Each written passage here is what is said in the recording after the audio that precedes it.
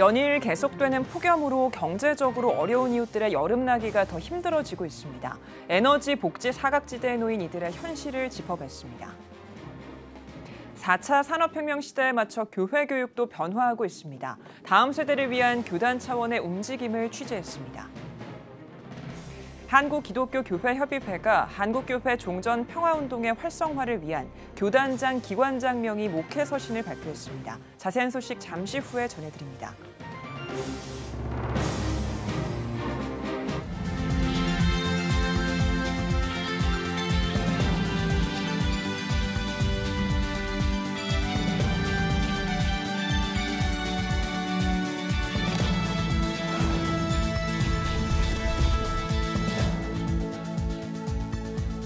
시청자 여러분 안녕하십니까? 7월 27일 CTS 뉴스입니다. 연일 기록적인 폭염이 이어지면서 가장 힘든 계층은 이른바 에너지 빈곤층으로 분류되는 생계가 어려운 사람들일 겁니다. 코로나19 확산으로 후원이 끊기면서 혹독한 여름을 나고 있다고 합니다. 김인혜 기자입니다. 서울 용산에 위치한 쪽방촌. 요즘 같은 폭염 속 제대로 된 창문 하나 없는 비좁은 방 안은 그야말로 찜통입니다. 이동영 씨에게 더위를 쫓는 유일한 수단은 선풍기 2대. 이 2리터를 선풍기 2개 갖다 줘가지고 근처로 왔다 갔다 해요. 저녁에. 끼니 해결도 쉽지 않습니다. 평소 쪽방촌 주민과 독거노인들이 이용하는 모리아 교회는 현재 운영을 임시로 멈추고 간편식만 나눠주고 있습니다. 최근 코로나19가 계속되는 상황에서 구제사역에 필요한 물품과 헌금 등 후원이 감소하고 봉사자들의 지원 또한 여의치 않아 윤요셉 목사는 마음이 무겁습니다. 식사가 불균형하게 다 깨져 버렸잖아요. 우리가 교회에서 주는 게 한계가 있으니까 그런 게 이제 코로나 여파로 또 경제 사정이 안 좋다 보니까 후원이 거의 끊기다시피 해 있어요. 그래서 그게 가장 안타까워요. 85세 어르신은 이 더위에도 매일 연탄을 뗍니다. 노후된 집안 곳곳에 습기가 차고 곰팡이가 피기 때문. 특히 류마티스 관절염을 앓고 있는 어르신에게 난방은 필수입니다. 습기도 많고 이게 문이고 창문이고 사시사철 열어놔야 되고 관절 때문에 차가운 데는 못 있어요. 노후주택이 몰려있는 이곳 60여 가구의 대다수는 여름에도 연탄을 떼고 있습니다. 연탄은 겨울에 지원받는 걸 아껴뒀다가 써야 합니다. 연탄 쿠폰이나 에너지 바우처 같은 정부의 지원은 겨울철에만 나와 여름철 폭염에는 아무런 도움이 되지 못합니다. 여름에는 지원이 없고요. 하나도 없으세요? 네, 하나도 없어요. 지금까지는 없어.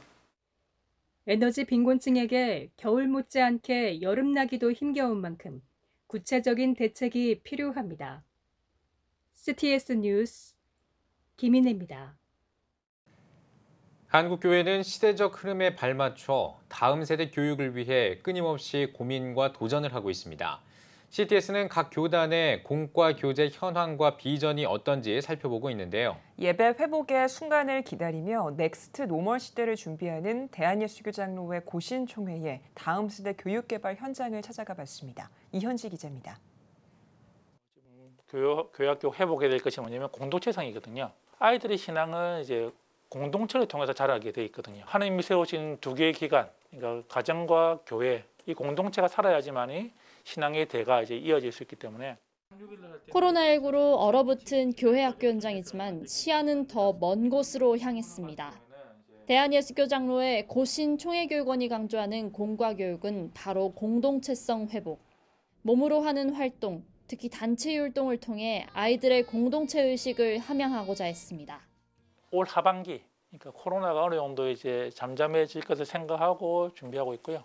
몸으로 이제 활동을 하면서 진짜 이제 공동체가 세워져가는 저희들이 인지적인 프로그램을 벗어나서 아이들이 진짜 몸으로 부딪히고 함께 이제 올릴 수 있는 그와 같은 이제 프로그램으로 저희들이 한국교회 새로운 모델로 저희들이 한번 제시해 보려고 준비하고 있습니다. 현재 예장고신 총회교육원이 개발한 공과교재 그랜드 스토리는 킹덤 스토리란 이름으로 개편을 앞두고 있습니다. 유아부는 만화책 형식으로, 유년부는 동화책 형식으로 구성했습니다. 가정은 가장 기본적인 공동체라 말하는 고신 총회교육원. 자녀 연령대와 수준에 맞춰 부모님 품 안에서 읽을 수 있는 공과교재를 구현한 겁니다.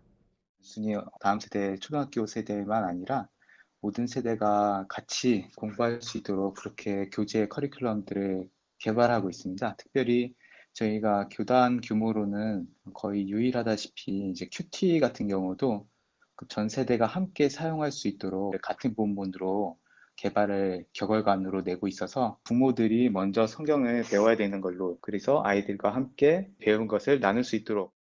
고신총회의 철학은 여름 성경학교 교재에도 고스란히 담겼습니다.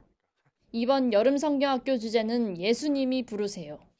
가정에서, 교회에서, 공동체 안에서 어떻게 예수님을 만날 수 있는지 제시합니다. 가정과 교회가 서로 연계되는 과정이 중요해진 만큼 부모를 위한 콘텐츠 제작에도 힘썼습니다. 어른을 위한 성경학교 교재가 탄생한 배경입니다. 특별히 코로나 상황이 되면서 부모들이 가정에서 신앙교육하는 데 더 관심이 많아지셨고요. 이번에 성경학교 교재도 저희가 그래서 그쪽으로 신경을 더 써서 가정에서 할 수 있는 환경 가운데서 부모와 어떻게 이 신앙적인 연대가 이루어질 수 있는가, 단순히 이제 영상을 통해서 성경 내용이 이렇다라는 것을 끝나는 것이 아니라 예수님께서 어떻게 만나주셨다라는 이야기들을 자녀들에게 해줄 수 있는 기회를. 3년마다 산학협동 교단산하교회들의 교역자와 부모, 학생들을 대상으로 교육과정 연구개발과 정책 선정을 자체 평가한다는 점도 눈에 띕니다. 그간의 성과와 과제가 상세히 서술됐습니다. 이를 바탕으로 5년마다 새로운 교육과정과 정책 발표가 이루어지고 있습니다. 제일 중요한 게 뭐냐면 지도자 양성이죠. 기독교 교육학회가 있습니다. 학회를 통해서 지도자들을 양성하고 또 교과 과정에 저희들이 참여해서 신대원 안에서 이제 그 일들을 하고 있고요. 꾸준한 연구와 지속적인 계획을 바탕으로 공동체성 회복 교육을 준비하는 대한예수교장로회 고신총회교육원.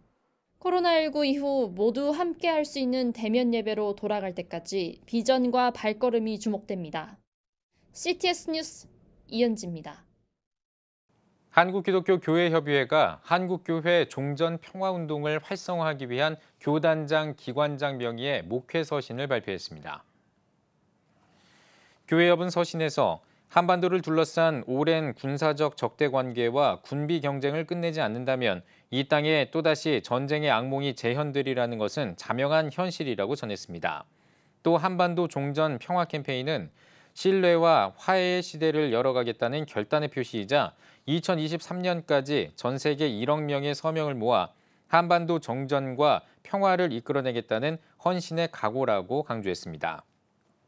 이어 내년 8월 세계교회협의회 11차 총회까지 세계 100만 기독인 서명운동을 시작한다면서 예수님의 가르침을 따라 한국교회 종전평화운동에 적극 동참해달라고 덧붙였습니다. 64개 시민단체 연합인 행동하는 프로라이프가 낙태법 입법 공백 사태에 관한 성명을 발표했습니다. 단체는 성명에서 낙태법 입법 공백 사태로 혼란스러운 상황이지만 국회 법제사법위원회는 여전히 심의조차 하지 않고 있다고 지적했습니다. 또 21대 국회는 동물보호법까지 강화해 형법으로 다스리면서도 태아의 생명을 보호해줄 아무런 장치를 마련하지 않는다며 사람의 생명에 관한 가치를 어떻게 여기고 있는지 안타까울 뿐이라고 비판했습니다. 이어 우리에게는 산하 제한 정책으로 무수한 태아의 생명을 죽음으로 내몰았던 부끄러운 역사가 있다면서 낙태법을 다루는 국회에서 어리석은 역사를 되풀이하지 말라고 촉구했습니다. 초록우산 어린이재단이 기후변화로 고통받는 어린이들을 위해 기후위기 챌린지를 실시합니다.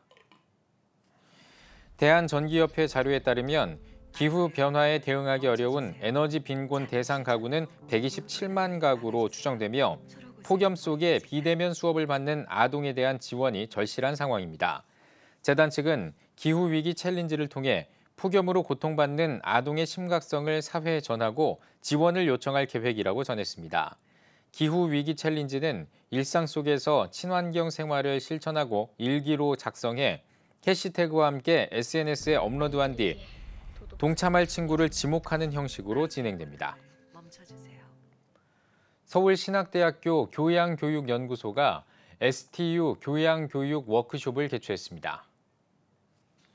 워크숍에서는 글쓰기와 영어 영역으로 나누어 수업 표준화와 교육 로드맵을 주제로 강의하고 질의응답과 토의를 진행했습니다. STU 교양교육연구소 박찬우 소장은 워크숍을 통해 교수들이 학생들에게 더욱 효과적인 양질의 교육을 제공하길 기대한다고 전했습니다. 한국기독교미술인협회가 56회 정기전을 개최합니다. 코이노니아를 주제로 열리는 정기전에는 회원 약 130명이 참여해 서양화와 한국화, 조소 등 다양한 작품을 선보일 계획입니다. 개막식과 함께 진행하는 33회 대한민국 기독교 미술상과 8회 한국기독미술 청년작가상 시상식에서는 건국대학교 명예교수인 서동희 작가가 대한민국 기독교 미술상을, 최소진, 최명원 작가가 청년작가상을 수상할 예정입니다. 정기전은 다음 달 4일부터 9일까지 갤러리 라메르에서 진행됩니다. 글로벌 아동 권리 전문 NGO 단체인 굿네이버스가 오는 9월 1일부터 10월 31일까지 아프리카 식수 위생 지원 사업을 위한 희망 걷기 대회를 개최합니다. 코로나19 확산 방지를 위해 비대면으로 열리는 이번 대회는 깨끗한 물을 얻기 위해 하루에 수시간씩 걷는 아프리카 아동들의 현실을 체험해보고 나눔에 동참하기 위해 기획했습니다. 굿네이버스 황성주 나눔 마케팅 본부장은 이번 대회를 통해 지역사회의 식수위생시설과 보건위생 교육을 지원해 아동의 권리를 보장하고 코로나19 감염 예방을 도울 예정이라고 전했습니다. 이번 대회는 애플리케이션을 통해 참여할 수 있으며 걸음수 랭킹 탑15 이벤트와 굿네이버스 창립 30주년 기념 이벤트도 함께 진행할 예정입니다.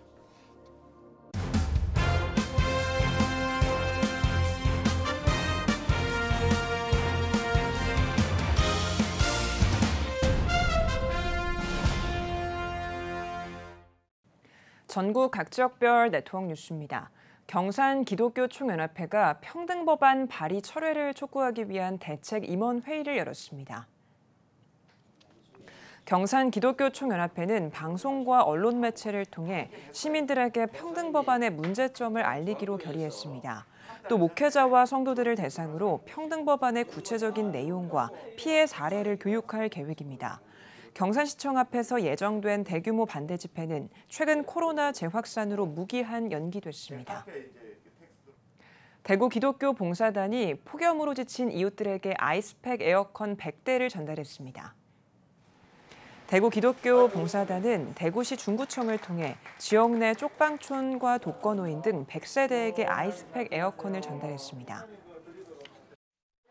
이 폭염에 너무 애먹는 쪽방촌의 어려운 분들을 위해서 착한 에어컨을 준비해서 그분들이 이 여름을 잘 견딜 수 있도록 또 그분들이 생활하면서 하나님을 알아갈 수 있도록 사랑을 베푸는 이날 전달한 에어컨은 아이스팩을 재활용한 친환경 제품으로 수거와 관리를 통해 매년 재사용할 예정입니다. 대한예수교장로회 합동총회 광주 전남권역 자립위원회와 전남통합지원센터가 마을공동체 진입 설명회를 열었습니다. 설명회에선 마을공동체에 마을기업 사업 아이템 개발을 비롯해 전남 마을기업 우수 사례로 동네 마을영농조합법인 대표 이박행 목사가 발표했습니다. 코로나로 목회자들이 생활이 참 힘들게 됐어요.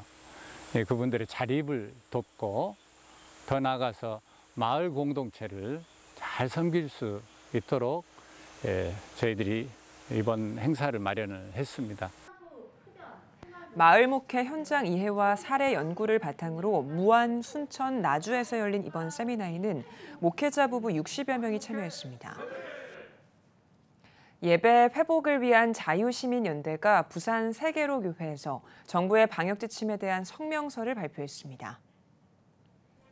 성명서 발표에서 예자연은 종교의 자유를 침해하지 말 것과 교회 정책을 결정할 때 종교기관과 협력해 정책을 시행할 것 등을 방역당국에 요구했습니다.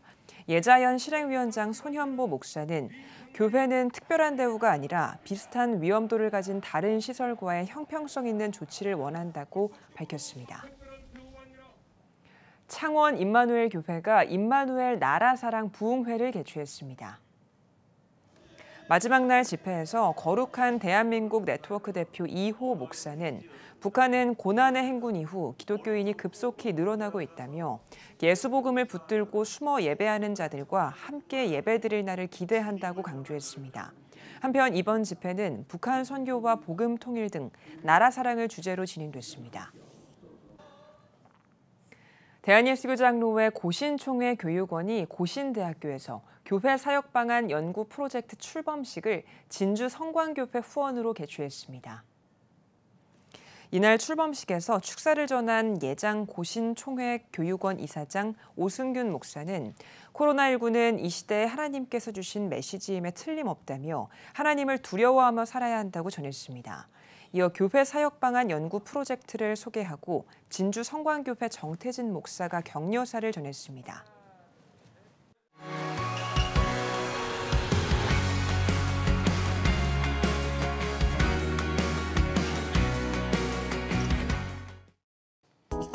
한 주 동안의 주요 이슈를 살펴보는 소셜 브리핑 크리스천을 위한 세상복입니다. 정부가 비수도권 지역에 사회적 거리두기 3단계를 일괄 적용하기로 했습니다. 문재인 대통령은 수도권 거리두기 강화에 따른 풍선 효과와 함께 휴가지를 중심으로 이동량이 많아지면서 비수도권 확진자 비중이 35%를 넘어서는 등 전국으로 확산하고 있는 양상이 뚜렷하다며 이같이 결정했다고 밝혔는데요. 이에 따라 비수도권 지역에서도 야간에 공원과 해수욕장 등에서 음주를 할 수 없고 사적 모임도 4명까지만 가능합니다. 문화체육관광부와 한국예술인복지재단이 창작준비금 지원 사업인 창작디딤돌을 통해 예술인들을 지원합니다. 창작디딤돌은 소득 인정액이 기준 중위소득 120% 안쪽이거나 구직급여 미수급 등 조건에 부합하는 예술인을 지원하는 사업인데요. 올해는 코로나19 장기화로 피해를 본 예술인을 돕기 위해 대상을 대폭 늘려 애초보다 9,000명 많은 15,000명을 지원할 예정입니다. 창작 디딤돌 지원 신청은 다음 달 4일까지 온라인이나 우편으로 접수할 수 있습니다. 셀트리온의 코로나19 항체 치료제 레키로나가 델타 변이에도 효능을 보였습니다.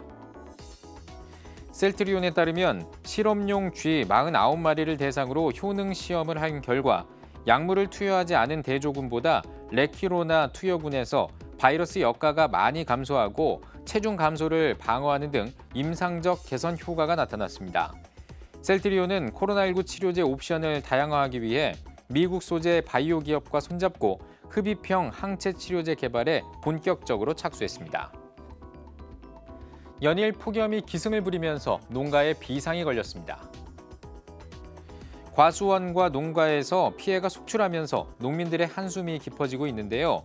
특히 옥수수는 폭염이 다음 달 초까지 이어지면 생산량이 예년의 절반 수준으로 떨어질 수도 있다는 전망이 나오고 있습니다. 한국 여자 양궁이 올림픽에서 처음으로 9연패를 달성했습니다. 강채영과 장민희, 안산으로 이뤄진 한국 여자 양궁 대표팀은 지난 25일 도쿄올림픽 여자 양궁 단체전에서 러시아 올림픽위원회를 6대 0으로 이기고 금메달을 따냈습니다. 1988년 서울올림픽에서 단체전이 정식 종목으로 채택된 이후 도쿄올림픽까지 33년 동안 한 차례도 놓치지 않고 금메달을 지킨 건데요. 지금까지 양궁은 25개의 금메달을 따내 앞으로의 경기에도 기대를 모으고 있습니다. 그룹 방탄소년단의 곡 버터가 다시 빌보드 차트 1위에 올랐습니다. 지난 7주 동안 1위를 지켜낸 디지털 싱글 앨범 버터를 자신들의 곡인 퍼미션 투 댄스로 이어받으며 1위를 차지했는데요. 27일 발표된 차트에서 BTS의 버터가 다시 1위를 탈환하며 1위의 자리를 같은 가수가 2번 연속 바통 터치하는 진기록을 만들어냈습니다. 이에 빌보드는 자신의 곡으로 핫백 1위를 바통 터치한 뒤 이전 1위 곡을 다시 정상에 올려놓은 아티스트는 역사상 방탄소년단이 처음이라고 밝혔습니다. 지금까지 소셜브리핑 크리스천을 위한 세상복이었습니다.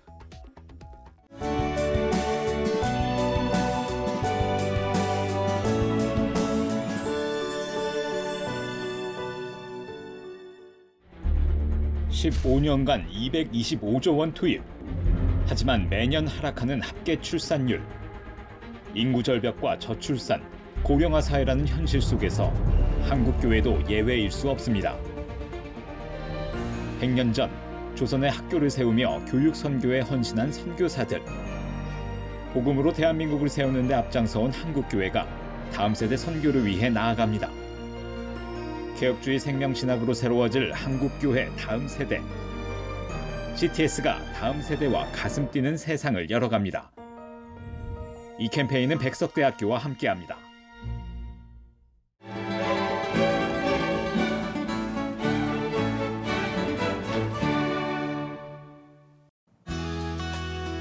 내일은 전국이 대체로 맑겠습니다.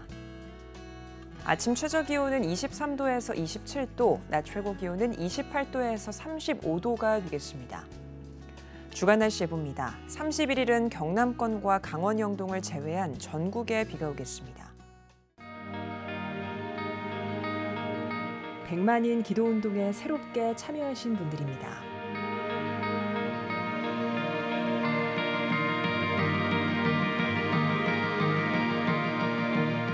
100만인 기도운동을 통해 보내주신 후원금은 국내는 물론 전 세계를 향한 CTS의 영상 선교 사역을 위해 소중하게 쓰이고 있습니다.